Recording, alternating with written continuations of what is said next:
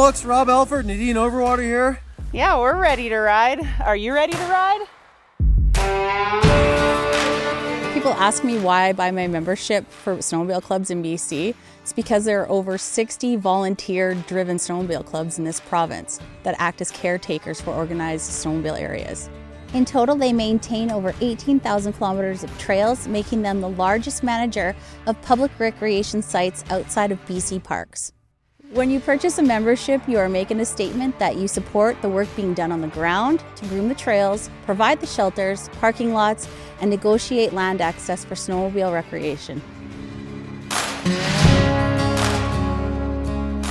So doing my pre-check for the season startup, definitely want to make sure my bike and sled are registered and carrying the proper stuff. So license plate, left-hand side, rear or front of your sled or snow bike.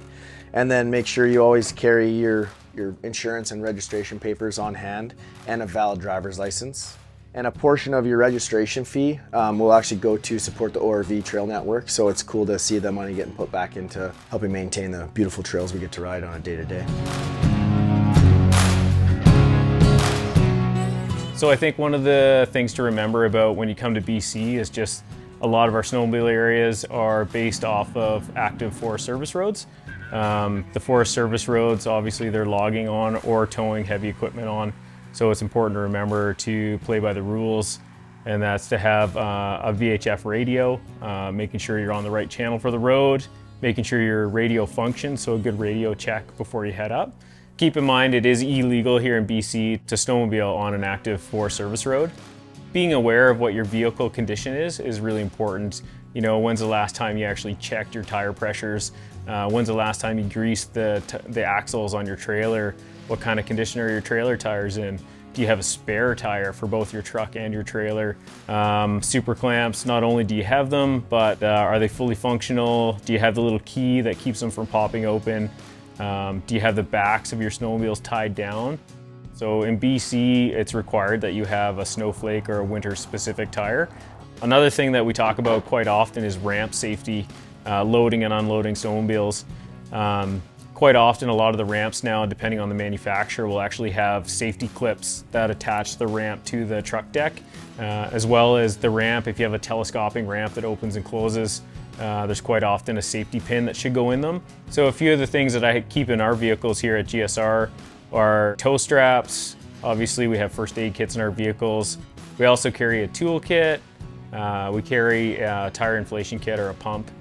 And yeah, I mean, just really being aware of what can go wrong when you're out in the backcountry. There's not usually someone there to help you, so the more you can carry with you to be self-sufficient, the better.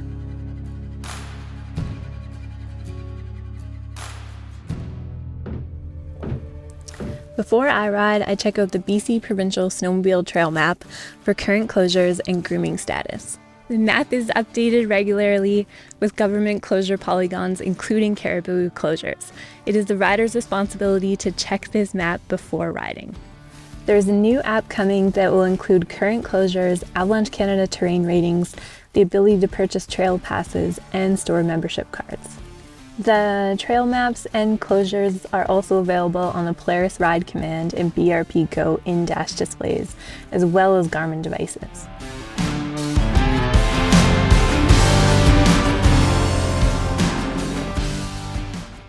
Getting the training is very important, and if you're just getting your AST1, yeah, it's your learner's license, but you shouldn't be actually traveling in the backcountry without some help until you get an AST2 and above, and it never stops. So every year, even if you have an AST2, refreshers, so going out with your friends and practicing all the skills you know, and reading and going to the, like Avalanche CA puts on a lot of extracurricular learning, and there's just so many resources for you to level up in the Avalanche training world. At the beginning of every season and before every single ride, you should make sure your probe and shovel are in good condition. Transceiver should have a range check done on it and make sure all the functions are working. Make sure all those pieces of equipment are on yourself as well.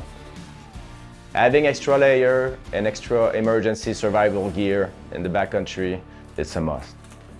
You should carry a satellite device such as Spot, InReach, or Zoleo. Make sure you renew your subscription every year, and make sure your emergency contact is updated. Any kind of formal training for wilderness first aid, it can be super helpful for both wilderness survival and the first aid part. There's so many things that can happen while you're sledding, so a really well-packed first aid kit, it doesn't have to be big, but it has to be good and able to save your friend's life.